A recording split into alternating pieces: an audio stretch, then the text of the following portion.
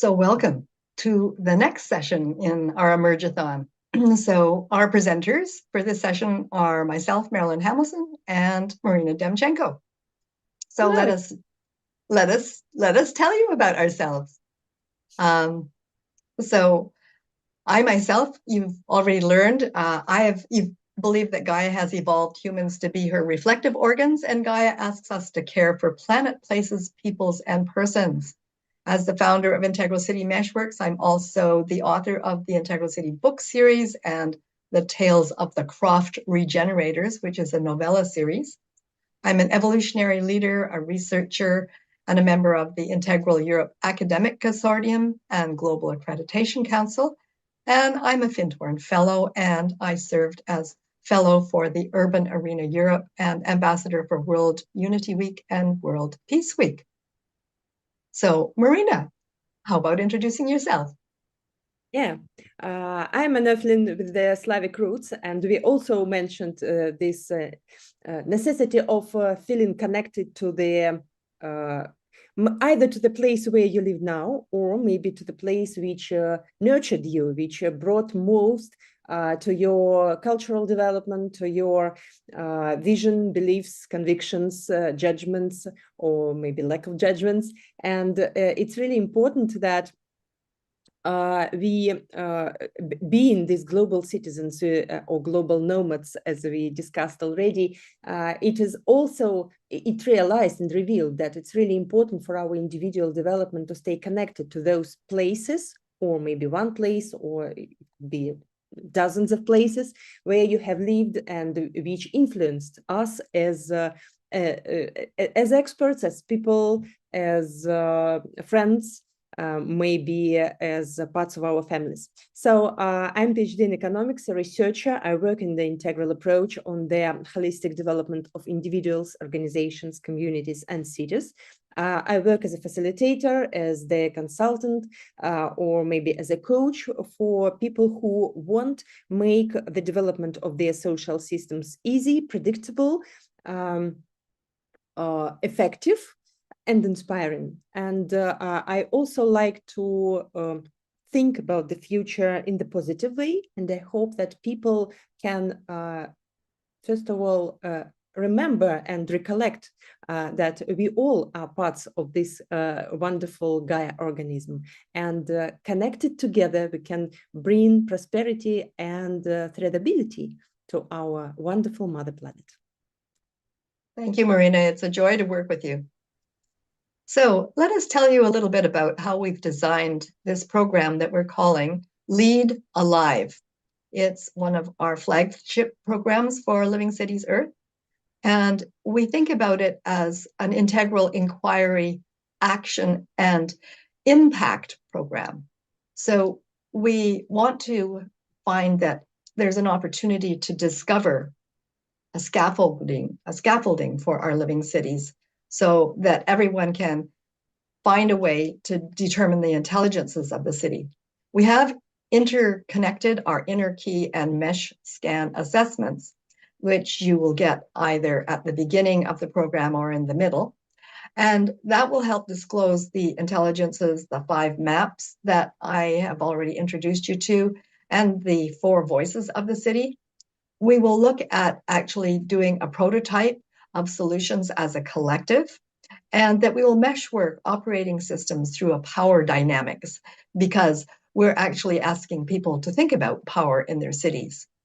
The goals of this program, Lead Alive, would be to grow your leadership, to serve the city, to scaffold the place caring and the placemaking that we just looked at, to bring along the whole human hive, and to self-organize to meet the case study challenge. I always make sure when we're designing these programs that there's a real live case study that we work on, and it's not just theory. So we would actually give you an opportunity to practice care for the planet, place, people, and person. It is a 12-week course. The first week looks at creating an actual social habitat for the course, and weeks 2 to 6 are involved in the inquiry through the integral city, the 5 maps. In week 7, we actually open up the space for the burning questions that people bring of their own inquiries, of their own curiosities. And in weeks 8 to 11, we move from the inquiry into action. And that's where we actually involve ourselves in a leadership challenge case study, which this year we'll be inviting from any one of the LCE co-founders. We'll be looking for studies that relate to what our interests are. And week 12 finally is impact, where we actually do a synthesis and allow people to bring their work together. Our target audiences for Lead Alive are the 4 voices of the city. And we also would say that the co-founders have spheres of influence in every one of them: the citizens, the civic managers, business innovators, and the third sector or civil society. And we believe if even half of our co-founders brought along just one of those voices, we'd have a very exciting course to start with. So the outcomes that we look for in the course will be assessing the values and needs that are nested in the city hierarchy, finding the 5 integral maps, not just out there, but in ourselves. So we want to make sure that people know that they're embodied in themselves, that the cohort becomes a group of 4 voices of the city. And that allows us to get a sense of how a whole system can work in the room. We, of course, will be using maps and tools and practices with the real case study, and we'll learn how to use the key methodologies for inquiry, action, and impact. And I've learned several new methodologies just watching Emergathon today, so I'm sure that we'll be able to bring even more of them into the design. When we ask how can LCE support the product, well, as I said, invite 1 to 4 voices from your city to join, not just with us, but maybe you'd like to come along too and take the course. Learn how Lead Alive does build the capacity for these 4 voices individually and together. Connect the integral city frameworks with other frameworks represented in LCE. So that's one of the reasons I was so interested in our Emergathon, is to see what other frameworks I could learn about. And I already have learned several that I think could be great, really valuably integrated in with the Lead Alive. We would also like to have you promote a holistic framework for cities. So a lot of people have realized when they look at LCE that we're not working in silos. We're working in whole systems, and it provides a holistic framework to thinking about cities and breaking down the silos that are often a real challenge to make any change. And as I said, we would like you to do the pre-assessments that we're offering, the inner key and the mesh scan, because if you do them, you'll see why people will be very interested in participating in Lead Alive. So I'd like to start by handing over to Marina a little description, a little bit more about how the content is presented in Lead Alive. Marina? Yes, I would not maybe like to repeat and just to focus on these 12 lessons.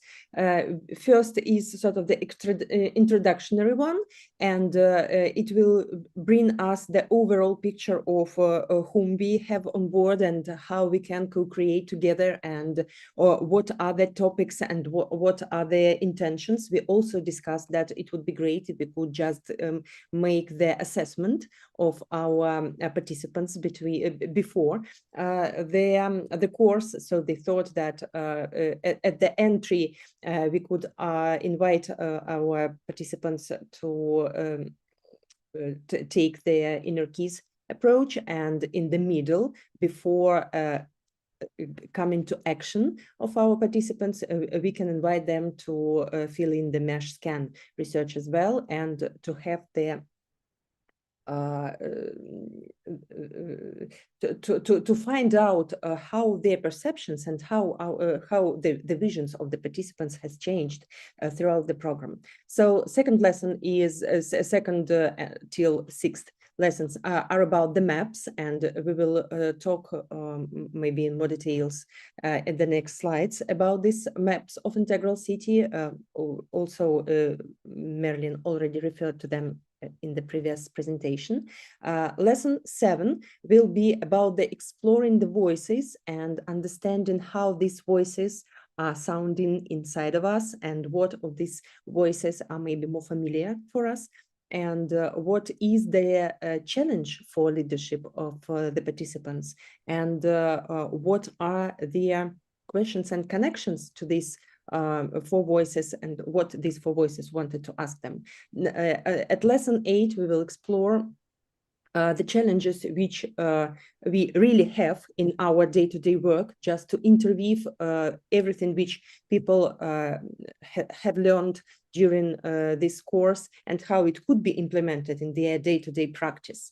And lesson 9 is leadership challenge, is about coming outside and doing this action research and connecting to different voices around these participants, and how you can interact knowing all these new theories and approaches which we have learned in the previous lessons. So then design of the team and how this team can work together. The lesson 11 is a challenge team presentations. So it's about what our participants have achieved so far, and how their work can be continued after the end of this course. And synthesis, inquiry, and action, how we can bring it together, how we can move to the next steps,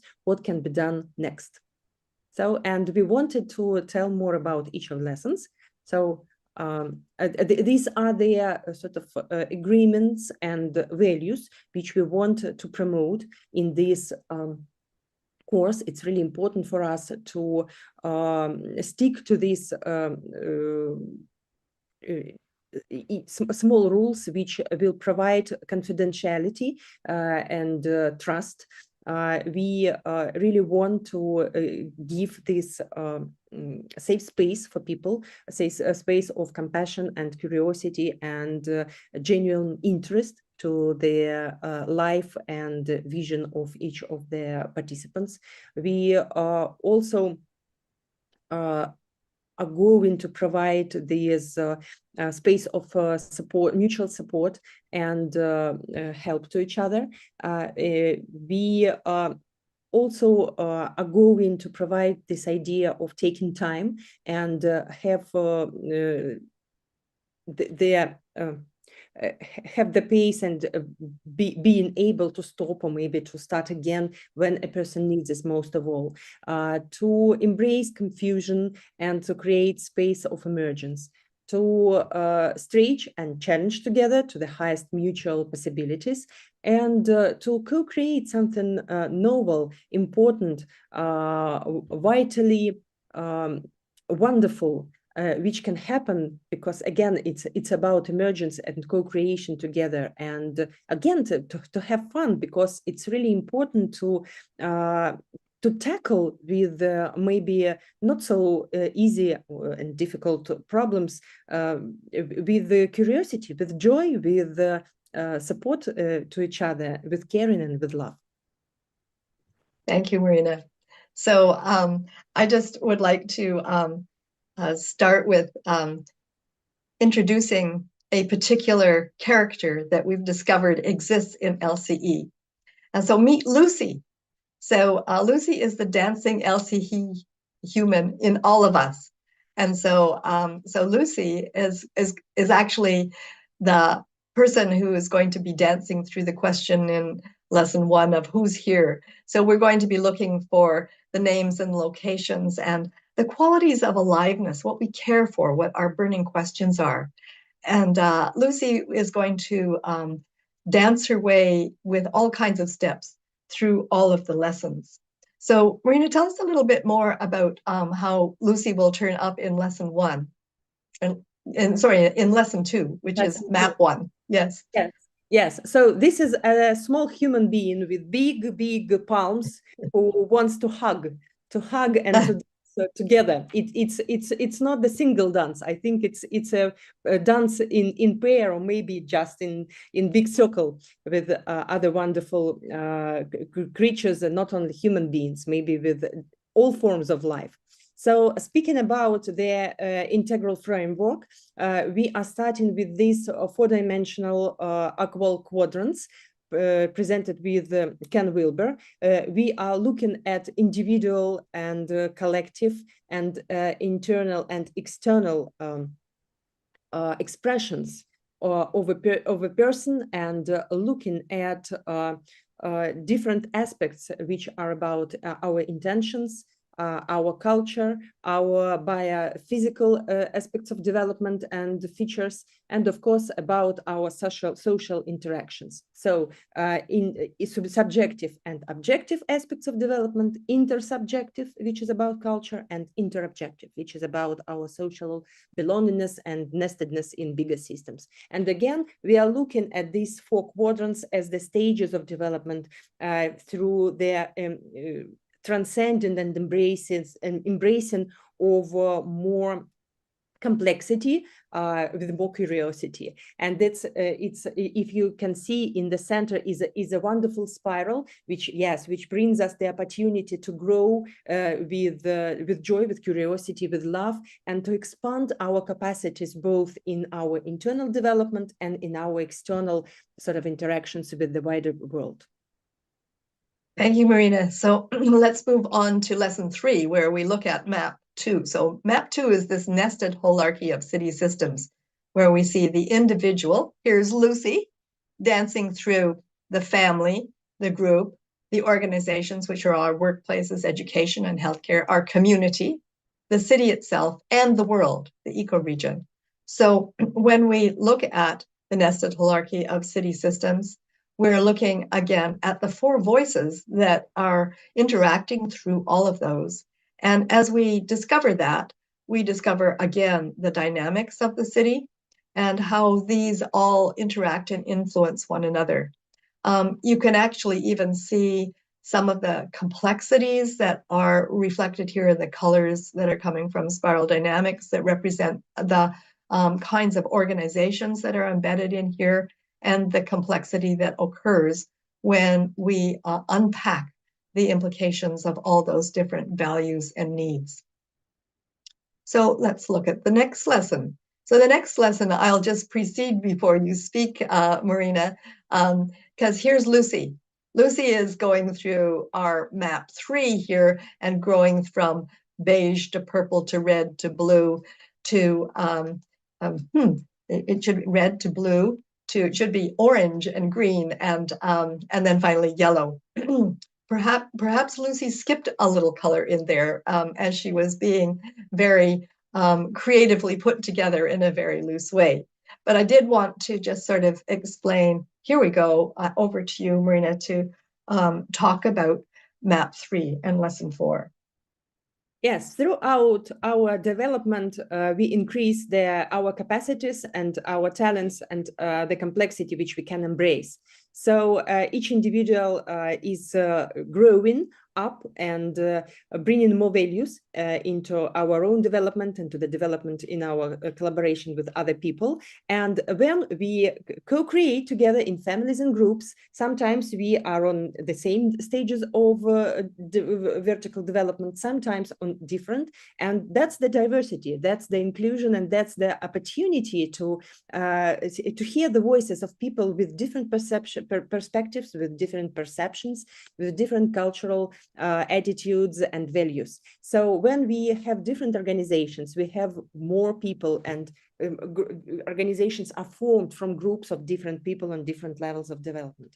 And if we are talking about communities and then about cities, it's also about nestedness. It's about how groups form organizations and how organizations form different communities and inter-organizational cross-sectoral collaboration, and how communities form our cities and places where we live, human habitats. So this nestedness and this subsequent growth gives us the opportunity to bring all this diversity to the development of complex human systems.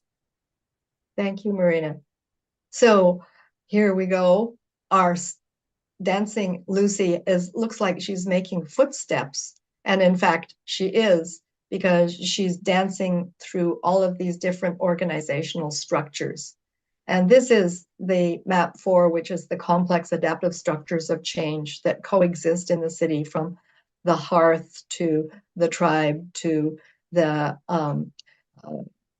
domain, the bureaucracy, the entrepreneurial industry, the circle of acceptance and tolerance, until we cross into the second tier of these levels of complexity, into systems and global organizations. As I said, in pretty well all of our cities of any size, these organizations are coexisting.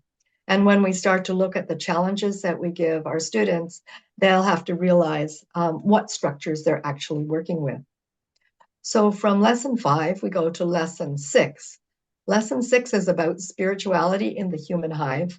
And so spirituality is not religion, but it is noticing where is the evolutionary impulse that is actually pulsing through all of Lucy's life.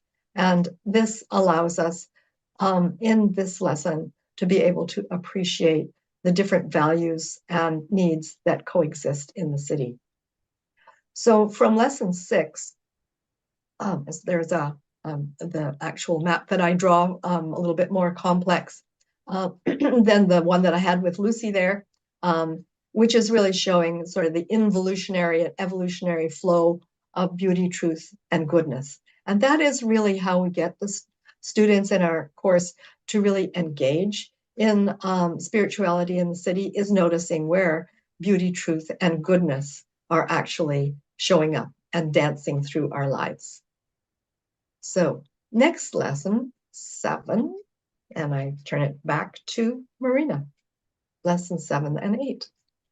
Yes, so we're running out of time, so I will be as succinct as possible. So we also discussed that we bring together our wonderful participants who learn a lot now about different aspects of city development and our different maps on how they feel the 4 voices of the city can express themselves and how they can influence and be embedded in these structures. And the lesson 8 is about what are the questions from the perspective of these 4 voices, which could be taken into the consideration and taken as their challenging sort of issue, as a goal to research for our participants, what could be done in practical way using these instruments about which we told you in previous lessons, what could be done, how they can be implemented in the particular situation of each participant. Thank you. And so we're working through an action research cycle here of what, and this is now what, and we continue with the now what for lessons 9, 10, and 11. And this is where the students are actually working in teams, that they will be working around the challenge that we give them. And so the teams will be working in parallel, addressing the challenge in different ways. So this is the value of working in not only the action research framework, but allowing the teams to learn from within each team, but also across the teams, and develop their strength as a cohort. So they will work through this in their lessons right up to lesson 10, working in class to develop their approaches to the challenge that we've given them. And then from lesson 10, now what, we launch them into giving them the opportunity to present. And so they will present to the actual client, if you will, who holds the city challenge. And so they will have gone from what into the exploration of what action we can take. And now what are we going to do about it? And finally, Marina, if you'd like to comment on how you imagine our synthesis art gallery. Well, can you just remind me? Oh, yes. Yes. Yes. There's so many ways to do a synthesis in a course. And one of the ways that we've done this effectively in previous versions of the course is that we invite the students to create a work of art that synthesizes the entire experience that they've had in the course. So they've not only learned the 5 maps, they've not only learned the challenge, but they themselves as a leader have changed. This, I find, is what brings it alive. So it's like living art, alive living art. Oh. So with that comment on synthesis, which could be done in poetry or installation art, or I've seen even the painted a sculpture. So many different ways to synthesize. So I know that we are a little bit tight with our time, but I do want to offer the opportunity for any questions about our Lead Alive course. Marilyn, again, I don't have a question, but once again, wonderful presentation and seeing how this fits, how this is a module of so many other things that are already being developed and, you know, that have been shared in the Emerge-a-thon thus far. So thank you. Thank you very much, Feriel. Thank you. Yeah.